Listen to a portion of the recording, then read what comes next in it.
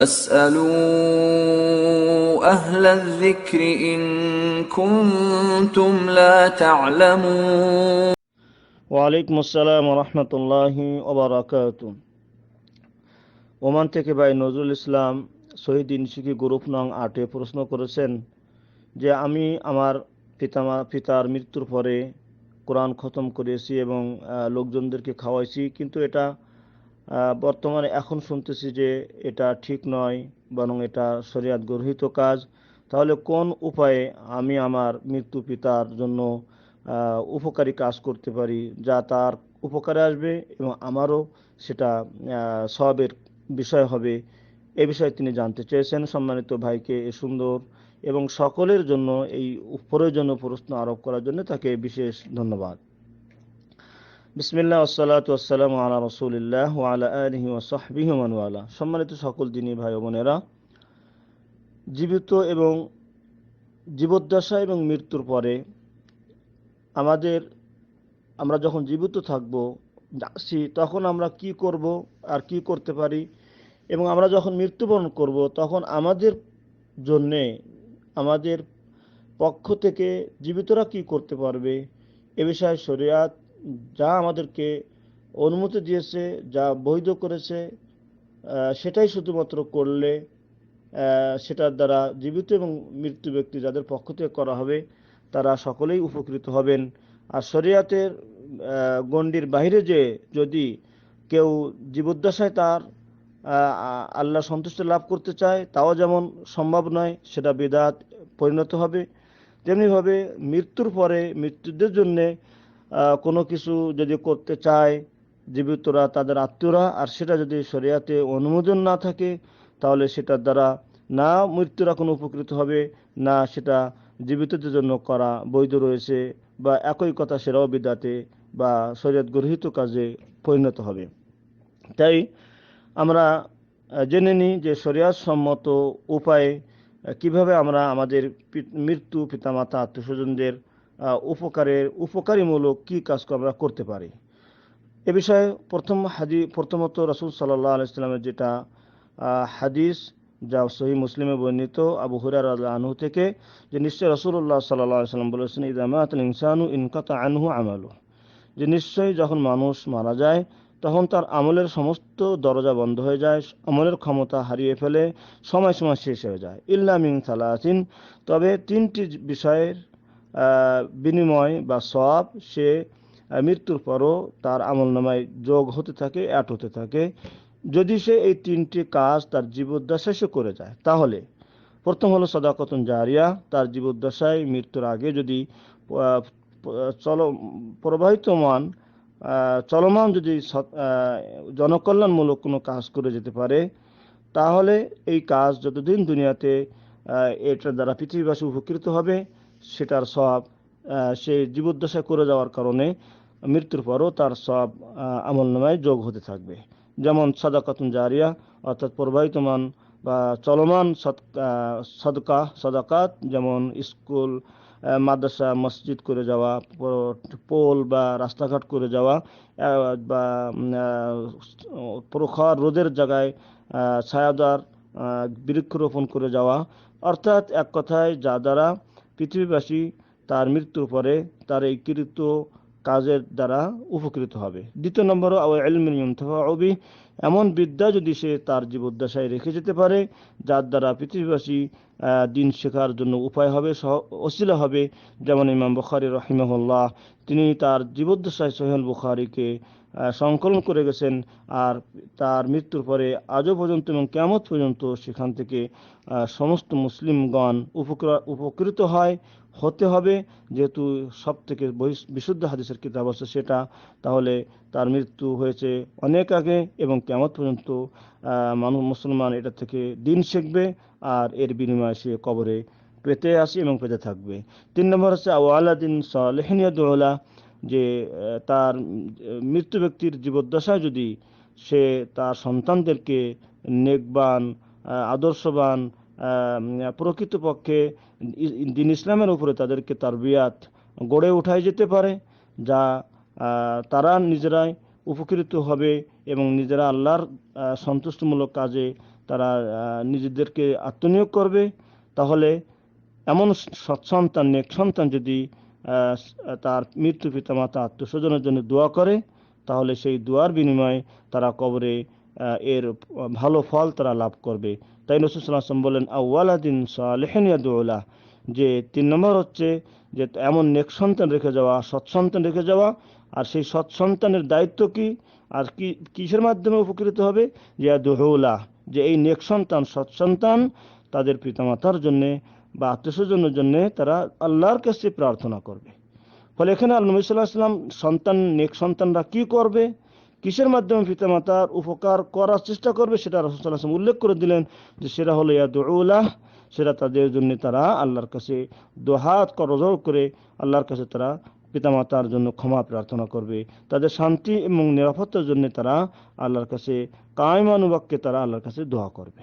ফলে রাসূল সাল্লাল্লাহু আলাইহি ওয়াসাল্লাম এখানে বললেন না যে তাদের পিতামাতার উদ্দেশ্যে তারা পশু জবাই করে মানুষকে খাওয়াবে বা কোরআন খতম করবে অথবা চল্লিশা করবে, এই ধরনের কোনো কথা রাসূল সাল্লাল্লাহু আলাইহি ওয়াসাল্লাম বললেন না। বরং বললেন সব থেকে যেটা উপকারী এবং আল্লাহ রাব্বুল আলামিনের কোরআনের আয়াতের বাস্তবায়ন হিসেবে আল্লাহ নবী সাল্লাল্লাহু আলাইহি ওয়াসাল্লাম বললেন যে তারা তাদের পিতামাতার জন্য দোয়া করবে। রাওয়াহু মুসলিম, হাদিসটি সহিহ মুসলিমের। অতএব সম্মানিত দিনী ভাই ও বোনেরা, আল্লাহ এবং তার রাসূল মৃত্যু ব্যক্তিদের জন্য যে পথ এবং উপায় দিয়েছেন তাদের জন্য উপকারমূলক কাজ করার জন্য, সেটাই শুধুমাত্র যদি আমরা জীবিতরা গ্রহণ করে অনুসরণ করে আমরা আমাদের মৃত্যু আত্মস্বজনের জন্য পিতামাতার জন্য আল্লাহর কাছে আমরা সেই সমস্ত কাজ করতে পারি আল্লাহর জন্যে, তাহলেই শুধুমাত্র আমরা এবং তারা উপকৃত হবে।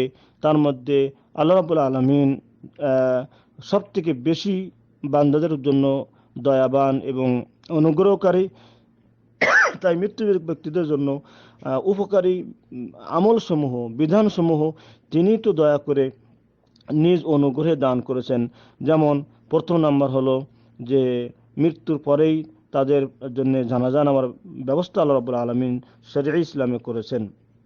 আর সেই জানাজা নামাজের সম্পর্কে রাসূল সাল্লাল্লাহু আলাইহি ওয়াসাল্লাম থেকে হাদিস বর্ণিত হয়েছে যে যদি কোনো জানাজাতে মাইয়িতের জন্য 40 জন, কোনো রাওয়ায়াতে আসছে যে 100 জন যদি হাজির হয়, উপস্থিত হয় এবং তারা যদি আল্লাহর কাছে এই মৃত্যু মুর্দার জন্য যদি সুপারিশ করে, আল্লাহ রাব্বুল আলামিন তাদের সুপারিশ গ্রহণ করেন।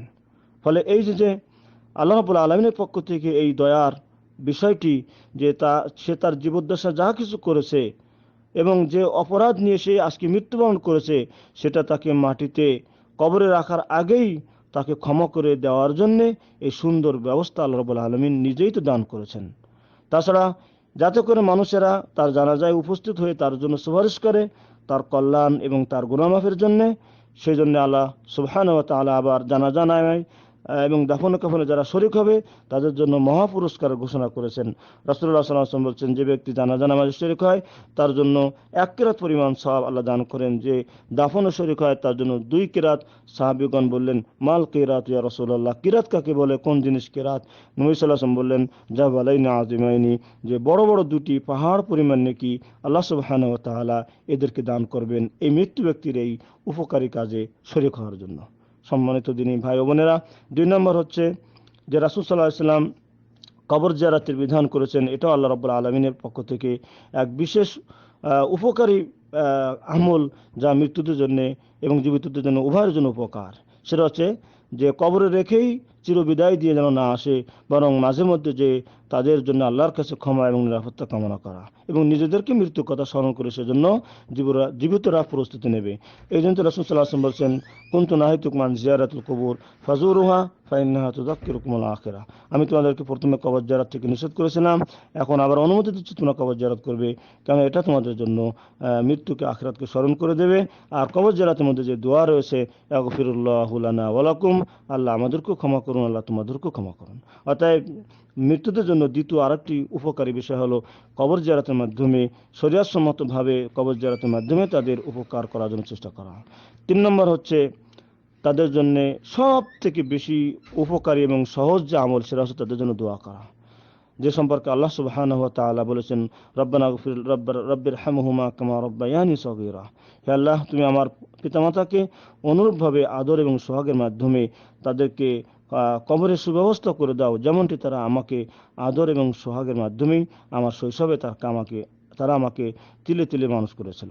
সম্মানিত দিনী ভাইরা, তেমনি ভাই আল্লাহ রাব্বুল শিখিয়েছিলেন, রব্বানা গফিরলি ওয়ালি ওয়ালিদাইয়া ওয়ালিল মুমিনিনা ইয়াউমা ইয়াকুমুল হিসাব। হে আল্লাহ, তুমি আমাকে এবং আমার পিতামাতাকে ক্ষমা করে দাও এবং সমস্ত মুমিনদেরকে হিসাব নিকাশের দিনে তুমি দয়া করে ক্ষমা করে দাও। এইভাবে আল্লাহ রাব্বুল আলামিন সমস্ত মুমিন মুসলমান, তাই আত্মীয় হোক অনাত্মীয় হোক, পরিচিত অপরিচিত, সকলের জন্য তিনি আল্লাহ রাব্বুল আলামিন নিজেই দোয়া শিখিয়েছেন কোরআনুল কারীমে, রব্বানা গফির লানা ওয়া লিইখওয়ানিনা আল্লাযিনা সাবাকুনা বিল ঈমান। হে আল্লাহ, তুমি আমাদেরকে ক্ষমা করে দাও এবং ওই সমস্ত সকল মুমিন ভাইদেরকে ক্ষমা করে দাও যারা ঈমানের সাথে তারা এই পৃথিবী ত্যাগ করেছে। অতএব সব থেকে বেশি উপকারী, যেমনটি রাসূল সাল্লাল্লাহু আলাইহি ওয়াসাল্লাম দোহলা, নেক সন্তান তার পিতামাতার জন্য দোয়া করবে। আল্লাহ সুবহানাহু ওয়া তাআলা যে উপায়, যে ব্যবস্থা দিয়েছেন, এটা সর্বোত্তম উপায়, যে আল্লাহ রাব্বুল আলামিনের কাছে সরাসরি জীবিত মৃত্যুদের জন্য দোয়া করবে, ক্ষমা প্রার্থনা করবে, নিরাপত্তা কামনা করবে, তাই আত্মীয় অনাত্মীয় সকলের জন্য। আর এই দোয়া করার জন্য কোনো অর্থ প্রয়োজন হয় না, কোনো পুঁজির প্রয়োজন হয় না, কোনো সময়েরও প্রয়োজন হয় না, বরং দোয়া করা যায় সব সময়তে এবং কোনো প্রকার পুঁজি বিনিয়োগ করা ছাড়াই। ফলে জীবিত এবং মৃত্যু মানুষের জন্য যে জিনিসের বেশি প্রয়োজন, সব থেকে বেশি দরকার, সেই জিনিসগুলোকে আল্লাহ রাব্বুল আলামিন সহজ করে দিয়েছেন এবং ফ্রি করে দিয়েছেন। আপনি আমি পিতামাতার জন্য গরু যদি আমরা জবাই করে থাকি, যেটা শরীয়তে জায়েজ নাই, আর যদি যেটা জায়েজ আছে, যেমন দান করা, এটা জায়েজ আছে, বদলি হজ উমরা করা, এটাও জায়েজ আছে। কিন্তু আপনি কয়টা বদলি হজ উমরা করতে পারবেন পিতামাতার জন্য? কতগুলি সম্পদ আপনি দান করতে পারবেন? অনেকের তো সম্পদই নাই, যারা কোনোদিন নিজেরাই হজ করতে পারছে না, নিজেরাই দান চাকাত নিজেদের জন্য করতে পারছে না, তাহলে পিতামাতার জন্য, মৃত্যু পিতামাতার জন্য তারা কিভাবে হজ করবে বা কিভাবে তারা দান চাকাত করবে? কিন্তু আল্লাহ সুবহানাহু ওয়া তাআলা তার বান্দাদের প্রতি দয়াপরশ হয়ে সব থেকে উপকারী এবং সব থেকে প্রয়োজনীয় যে বিষয়টি দান করেছেন, সেটা হচ্ছে তাদের জন্য দোয়া করা। যে আর এই দোয়ার জন্য কোনো সময় এবং দিন নির্ধারিত নয়, এবং সার্বক্ষণিক পিতামাতার জন্য দোয়া করতে পারবে এবং এটার জন্য তার কোনো সময় এবং অর্থের বিনিয়োগ করতে হবে না। তাই আল্লাহ রাব্বুল আলামিন শরিয়াতে যে সমস্ত বিধান এবং সহজ আমলগুলি আমাদেরকে দান করেছেন, যা আমাদের জীবিতদের জন্য উপকারী এবং মৃত্যুদের জন্য অত্যন্ত কল্যাণময়, সেইগুলোই অবলম্বন করে যদি আমরা আমাদের মৃত্যু পিতামাতা সহ আত্মীয় স্বজনের জন্য আমরা করার চেষ্টা করি, আগানোর চেষ্টা করি, তাহলেই প্রকৃতপক্ষে আল্লাহর কাছে সেটা কবুল হবে। কেননা মৃত্যুদের সাথে সম্পর্ক বা মৃত্যুদের জন্য করণীয় একমাত্র মাধ্যম হচ্ছেন আল্লাহ সুবহানাহু ওয়া তাআলা, তারই দেওয়া বিধান এবং আইনের পালনের মাধ্যমে রাসূল সাল্লাল্লাহু আলাইহি ওয়াসাল্লাম অনুসরণ করেই একমাত্র তাদের উপকারমূলক কাজ করতে হবে। যারা শরিয়াত সম্মত যেটা কাজ রয়েছে, যে কাজগুলি রয়েছে, সেটাই করতে হবে। অন্যগুলি করার কোনো অনুমতি নাই এবং সেটাতে কোনো ফায়দা বা উপকারও নাই, বরং সেখানে জীবিতদের জন্য ক্ষতি হবে, যদিও মৃত্যুরা সেখান থেকে নির্দোষ, যেহেতু তারা এগুলো করতে বলে যায়নি, বা যদি বলে থাকে তাহলে তারাও এ বিষয়ে দোষী সাব্যস্ত হবে। অতএব আল্লাহ রাব্বুল আলামিন আমাদের সকলকে আমাদের মৃত্যু পিতামাতা আত্মীয় স্বজনের জন্য আল্লাহ তাআলা রাসূল আমাদেরকে যে সুন্দর ব্যবস্থাপনাগুলো দিয়েছেন, আমলগুলো দিয়েছেন, উপায়গুলো দিয়েছেন, ওসিলাগুলো দিয়েছেন, সেগুলো অবলম্বন করে এবং গ্রহণ করে আমরা যেন জীবিতরা এবং মৃত্যুরা সকলেই আল্লাহর কাছ থেকে ক্ষমা, নিরাপত্তা ও শান্তি এবং কল্যাণ আমরা পেতে পারি। আল্লাহ আমাদের সকলকে সেই তৌফিক দান করুন, আমিন।